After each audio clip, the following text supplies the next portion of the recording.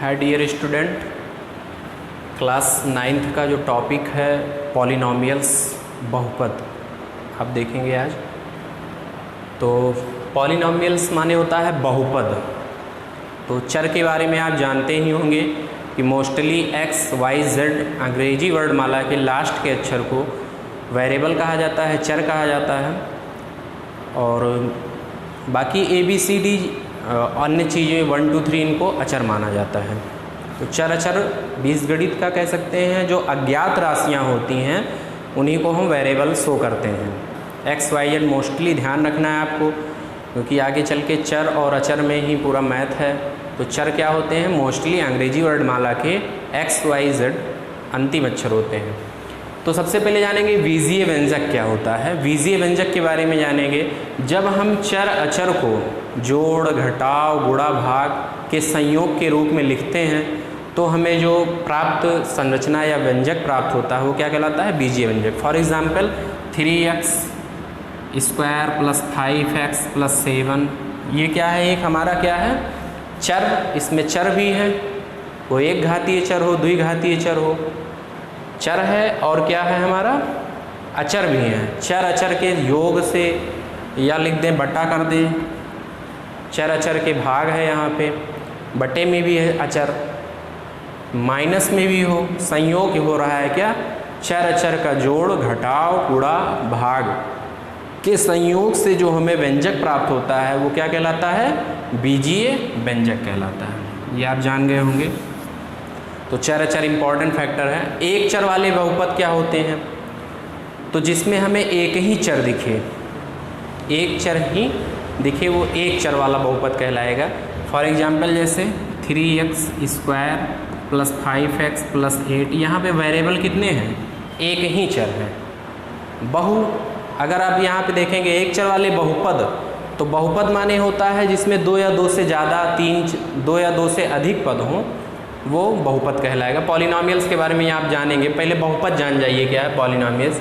किसी चर में कोई ऐसा व्यंजक जिसमें उपस्थित चर की सभी घातें नॉन नेगेटिव, ये नॉन नेगेटिव शब्द बहुत इंपॉर्टेंट है, ध्यान रखेंगे। ऋणोत्तर पूर्णांक, पूर्णांक हम बताए थे 3 होते हैं। आप हमारा रियल नंबर का जो संख्या पद्धति वाला है नंबर सिस्टम, उस वीडियो को ज़रूर देख लें। उसमें है इंटीजर को बताए थे पॉजिटिव इंटीजर, नेगेटिव इंटीजर और ज़ीरो भी इंक्लूड कर लेते हैं तो हमारा होल इंटीजर प्राप्त होता है। तो अगर जो नॉन नेगेटिव होता है वो क्या होता है? नेगेटिव ना हो, ऐसा इंटीजर जो नेगेटिव ना हो। इंटीजर में जीरो भी आता है, पॉजिटिव भी आता है संख्याएं, और नेगेटिव संख्याएं भी आती हैं।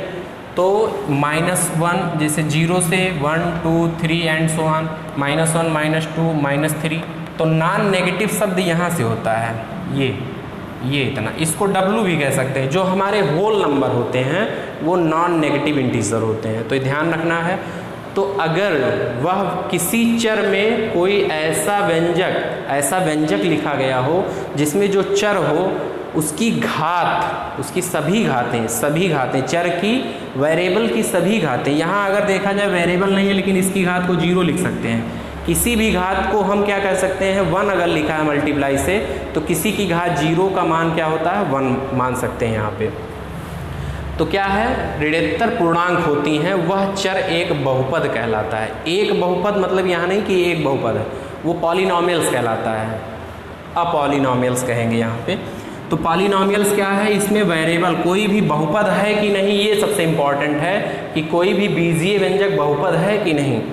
तो हम देखेंगे उसके वेरिएबल की घात को देखेंगे।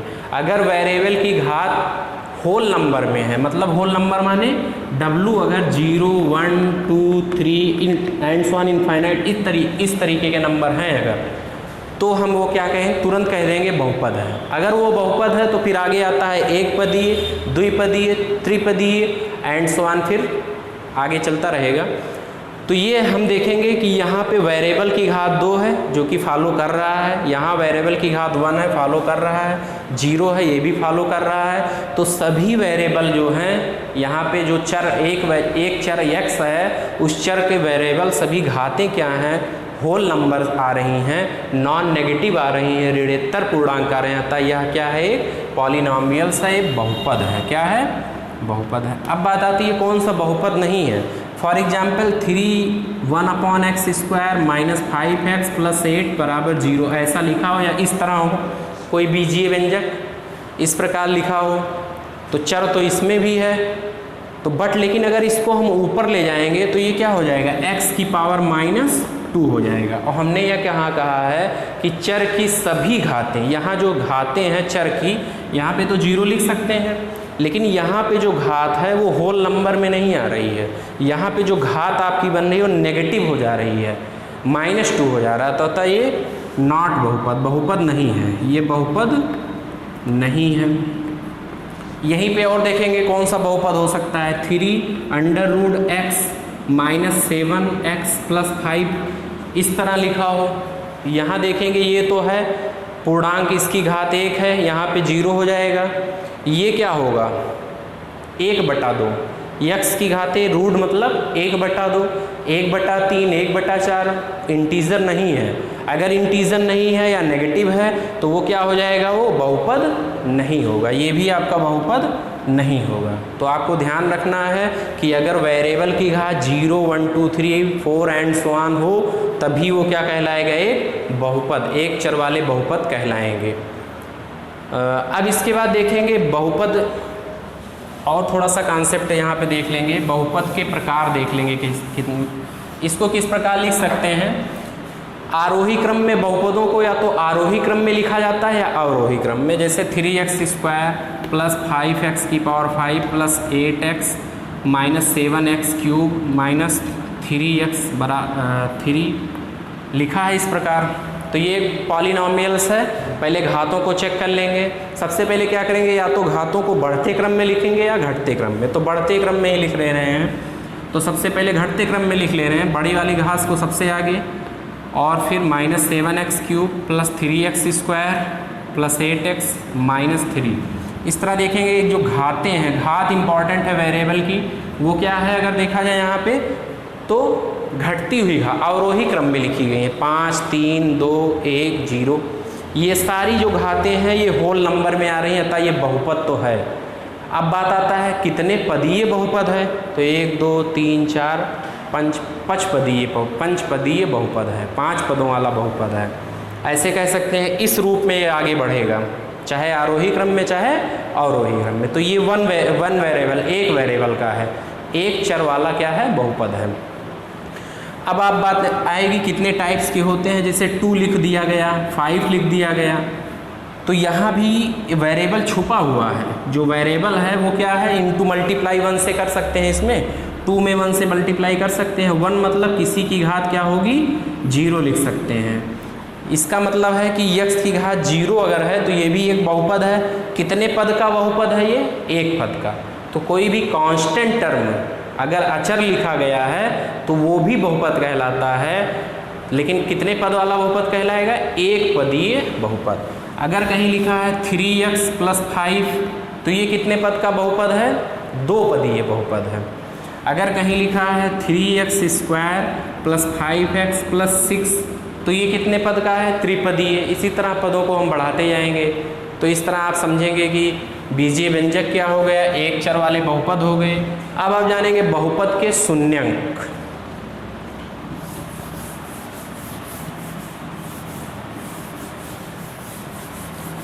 शून्यक शब्द जीरोज, इंग्लिश में इसे बोलते हैं जीरोज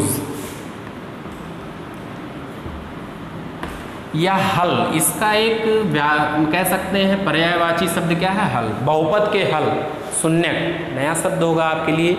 तो बहुपदों का हल, तो बहुपद अगर कोई बीजीय व्यंजक हमें दिया है, जैसे फॉर एग्जाम्पल 3x + 5 = 0 समीकरण के रूप में अगर दिया रहेगा और कहेगा इसका शून्यक, ये एक द्विपदीय बहुपद है।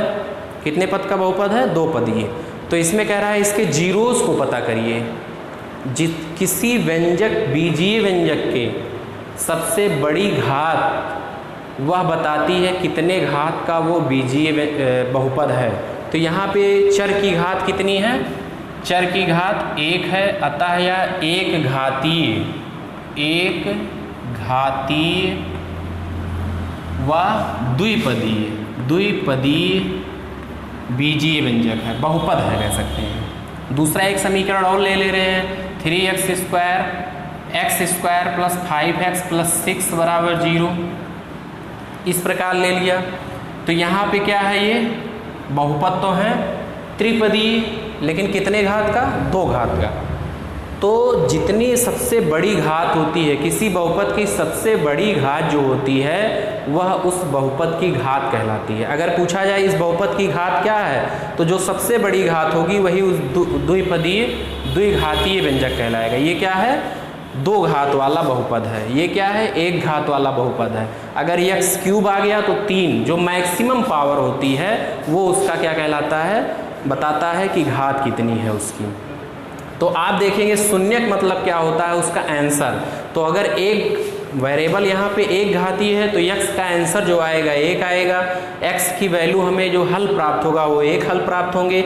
यहाँ x की घाते 2 है, या अगर हम कह दें x² - 4 लिखा है बराबर 0 है, तो इसको अगर हम हल करेंगे तो x² बराबर 4 हो जाएगा, x बराबर √4 हो जाएगा, x बराबर इसको हम लिख सकते हैं +-2। तो यहाँ पे 2 आंसर प्राप्त हुए, एक प्लस एक माइनस, या इसको लिख सकते हैं +2 - 2। तो कह सकते हैं यहाँ पे x के कितने शून्यक प्राप्त हुए, 2 शून्यक प्राप्त हुए, क्योंकि इसकी घात कितनी थी, 2। यहाँ पे इसे हल करेंगे, 3x बराबर -5, x बराबर -5/3 हो जाएगा। तो x के कितने शून्यक प्राप्त हुए, 1। तो इस प्रकार हम शून्यक को निकाल सकते हैं। अगर वो 1 घातीय है तो 1 आंसर आएगा, 2 घातीय है तो 2 आंसर आएगा, 3 घातीय है तो 3 आंसर आएगा। इस प्रकार हम कह सकते हैं कि उसके शून्यक को निकाला जा सकता है। ठीक है, अब आप देखेंगे शेषफल प्रमेय।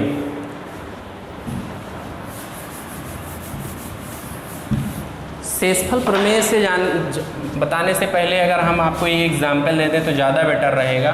किसी भी संख्या को 5 से अगर हम डिवाइड करेंगे तो 25 और 2, ये आपका क्या हो जाएगा, शेषफल होता है। ये आपका क्या हो गया,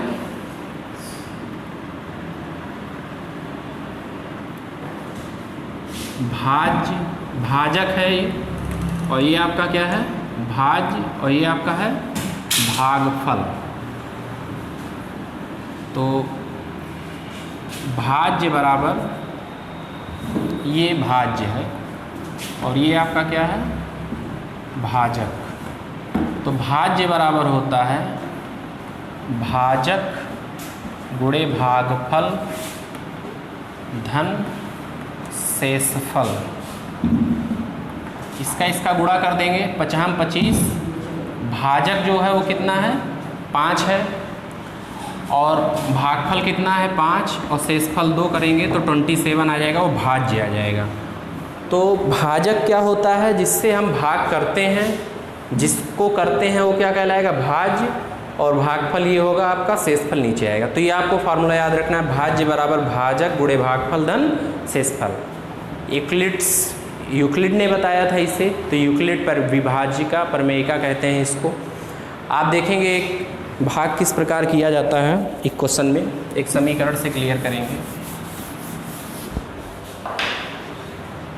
x + 2 x³ + 5x² + 3x + 8, इसको हमें भाग करना है। किसी भी बीजीय व्यंजक को भाग करेंगे तो किस प्रकार किया जाता है भाग, ये आप देखेंगे यहाँ पे। सबसे पहले अगर हमें x की घातें यहाँ 3 है, x से डिवाइड इसे करना है भाग, तो हम अपने आप से सोचेंगे कि x में हम कितने से मल्टीप्लाई कर दें कि उसकी घात 3 बने। पहले वाले चीज़ को पकड़ते हैं हमेशा। तो x में अगर हम x² से गुणा कर दें तो गुणा करने पे घातें जुड़ जाती, तो x की घातें कितना हो जाएगा, 2 और 1 3 हो जाएगा। कितना हो जाएगा, 3। तो हम पहला वाला पकड़ेंगे तो कितने से मल्टीप्लाई कर दें, x² से। इससे यहाँ पे फिर दोनों पदों में मल्टीप्लाई कर देंगे और यहाँ पे क्रम से लिखेंगे। इसका इससे गुणा करेंगे तो x³ आ जाएगा, प्लस दूसरे से करेंगे तो कितना आ जाएगा, 2x²।